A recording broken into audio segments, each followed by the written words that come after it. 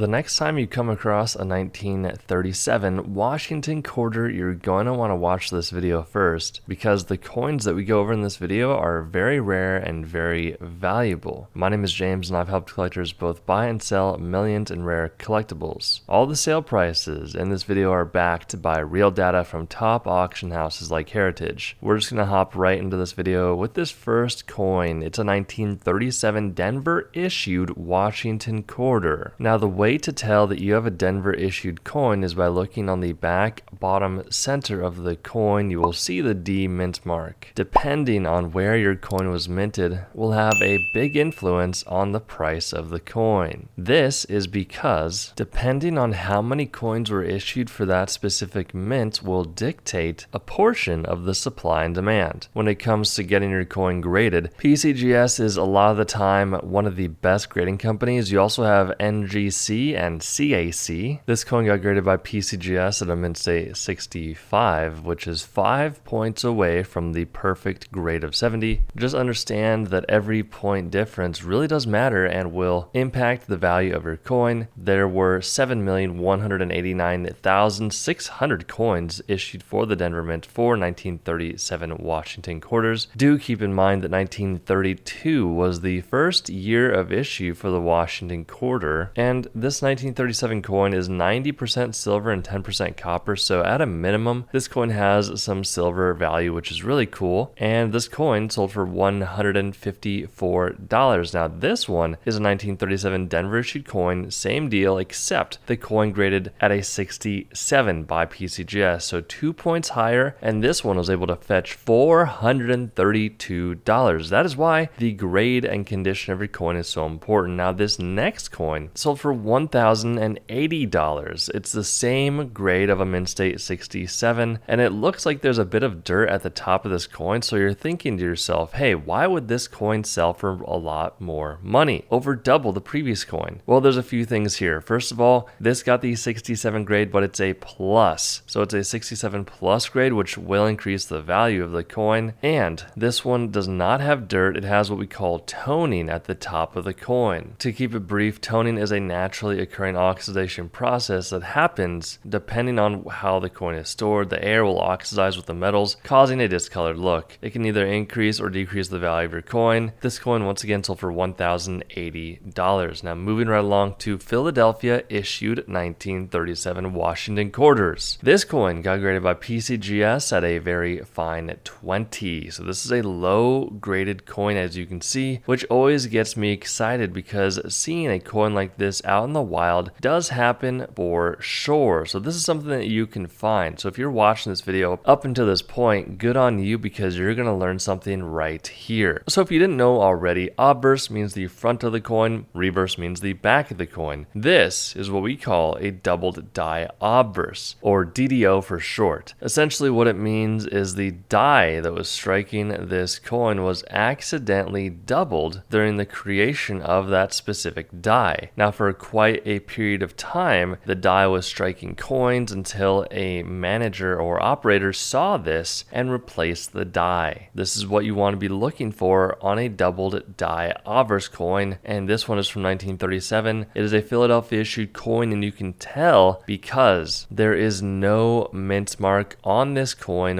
whatsoever. So next time you're looking through your coins, look for the 1937 because this one sold for $264. Now if you thought that was a lot of money, this one sold for $5,040. That's right guys, I did not stutter. This is the same coin except it was graded by PCGS at a mint state 64. Once again, it's a DDO doubled die obverse. You can see in the lettering and the numbers that these areas are doubled, and the condition really does matter. Regardless of if you find it in a coin jar or a collection or if it's out in pocket change, this is one you really want to be looking for. And I love when we show before and after of a lower graded coin and then a nicer graded coin with the same type of doubling or variety that makes it rare, because this one sold for $5,040. $504 for this 1937 Philadelphia issued coin. This one was graded by CAC Grading at a mint state 67, and as you can tell, there is quite a lot of toning going on with this coin. Now,